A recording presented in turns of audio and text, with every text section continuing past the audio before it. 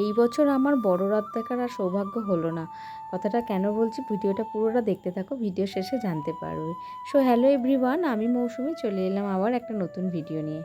কেমন আছো তোমরা? আশা করি সবাই ভালো আছো, সুস্থ আছো, আমরাও বেশ ভালো আছি।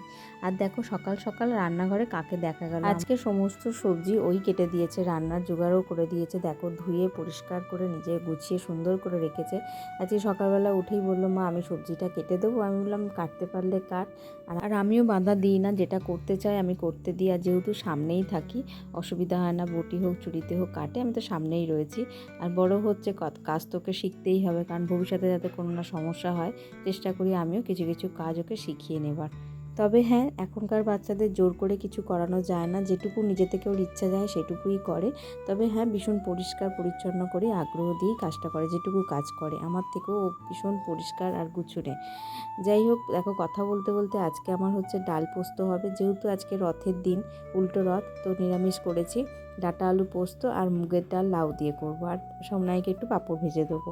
তো আজকে নিরামিষ, তো খাওয়া দাওয়ার পর আর কিছু সেরকমভাবে ভিডিও করতে পারিনি। খেতে বসে উজ্জ্বলকে বলেছিলাম আজকে আমাকে একটু রথের মেলায় নিয়ে যাবে। তো উজ্জ্বল অনেকটা পরে উত্তরে দিয়েছিল হ্যাঁ। কেন উত্তরটা অনেকটা পরে দিল সেটাই তোমাদেরকে বলছি। কারণ এক সপ্তাহ ধরে রথের মেলা থাকে, বা বড় রথগুলো থাকে সোজা রথ থেকে উল্টো রথ অবধি। তো আমার এক সপ্তাহের মধ্যে একবারও মনে হলো না যে তোমাদের সাথে একটু ভিডিও করে শেয়ার করি বা একটু মেলা থেকে ঘুরে আসি।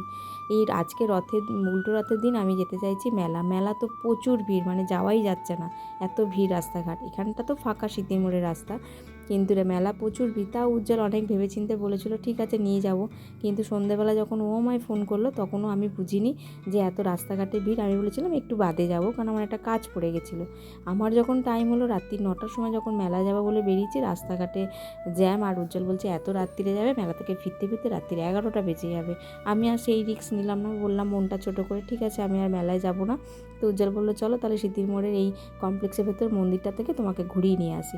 এই যে এলাম, বললাম ওই যে প্রথমেই ভিডিও শুরুতে আমার সৌভাগ্য এবারে ছিল না, রথের দরজা মানে মন্দিরের দরজা বন্ধ হয়ে গেল ঠাকুরের। আর এখানে দেখো ওরাও রথ গুছিয়ে গাছিয়ে সব তুলে দিচ্ছে।